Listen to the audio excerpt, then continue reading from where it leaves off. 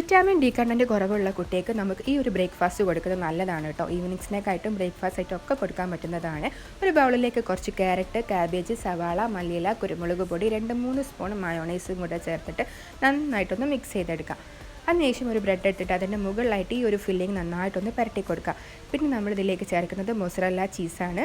Cheese നമ്മുടെ കുട്ടിക്ക് നല്ലതാണ് കേട്ടോ. ഡി കണ്ടൻറ്റ് പെട്ടെന്ന് തന്നെ കൂടുന്നൊരു സംഭവമാണ്. അപ്പോൾ അതിലേക്ക് കുറച്ച് മൊസറല്ല ചീസ് വെച്ച് കൊടുക്കുന്നുണ്ട്. മുകളിലായിട്ട് മറ്റൊരു ബ്രെഡും കൂടെ വെച്ച് കൊടുക്കാം.